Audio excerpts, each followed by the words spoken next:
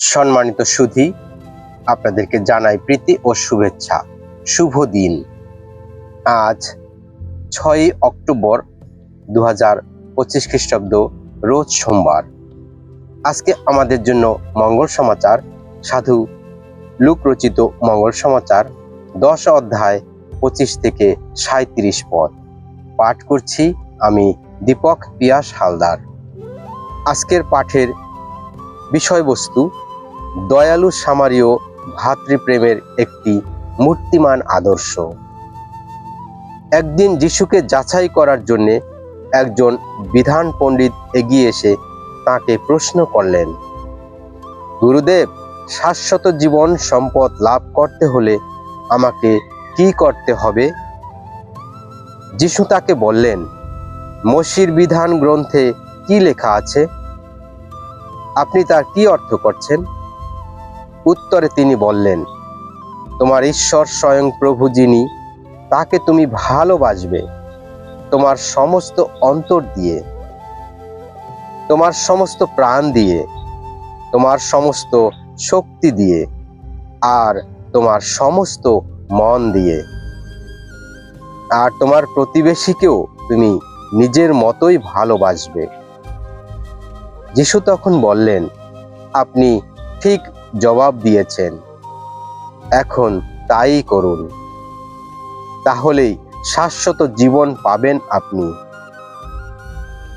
তবে বিধান পণ্ডিত কেন যে ওই প্রশ্ন করেছেন তা বোঝাবার জন্যেই তখন যিশুকে জিজ্ঞেস করলেন, কিন্তু আমার প্রতিবেশীকে?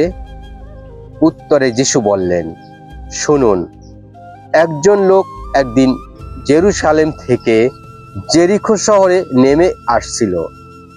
এমন সময়ে সে একদল দস্যুর হাতে পড়ল। তারা তার যা কিছু ছিল সবই লুট করে নিল।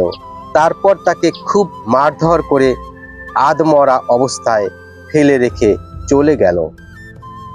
এখন হলো কি, একজন যাজক সেই পথ দিয়ে আসছিলেন। তিনি ওই লোকটিকে দেখে পথের ওধার দিয়ে পাশ কাটিয়েই চলে গেলেন।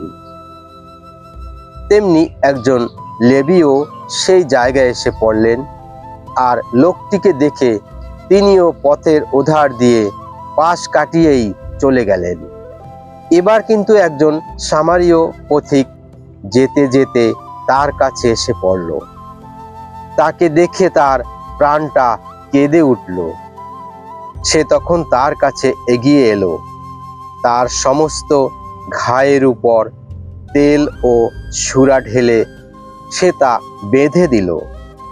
তারপর নিজের বাহনটির পিঠে চাপিয়ে সে তাকে একটা সরাইখানায় নিয়ে গেল, আর সেখানে তার সেবা যত্ন করতে লাগলো। পরের দিন সে 2 রূপোর টাকা বের করে সরাইখানার মালিকের হাতে দিল আর বলল, আপনি এই লোকটির সেবা যত্ন করুন। যদি কিছু বেশি খরচ হয় আমি আপনাকে ফেরার পথে তা মিটিয়ে দিয়েই যাব। যিশু এবার বললেন, আচ্ছা, আপনার কি মনে হয় যে লোকটি দস্যু দলের হাতে পড়েছিল ওই 3 জনের মধ্যে কে তার প্রকৃত প্রতিবেশী হয়ে উঠল? বিধান পণ্ডিত উত্তর দিলেন, যে তাকে দয়া করেছিল সেই।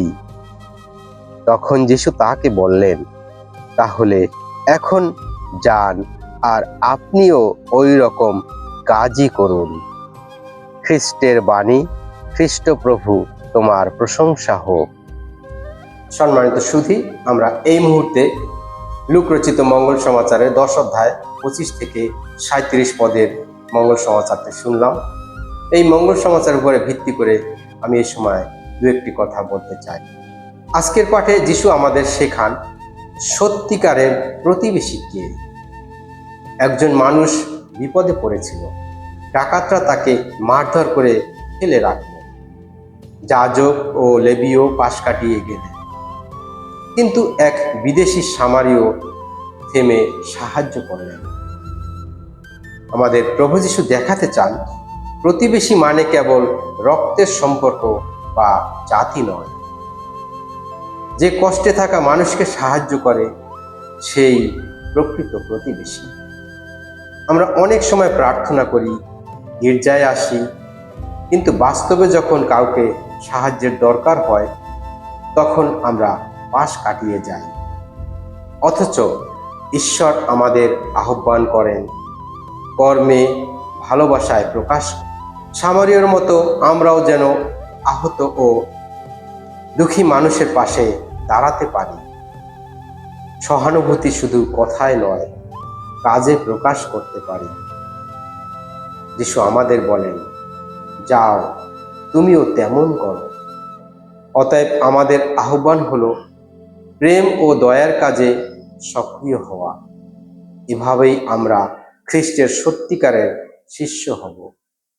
প্রভু যিশু আমাদের প্রত্যেকের সেই মনোভাব দান করুন, যাতে আমরা মানুষের সেবায় আমাদের জীবনকে সাধ্যমতো ব্যবহার করতে পারি। আমিন।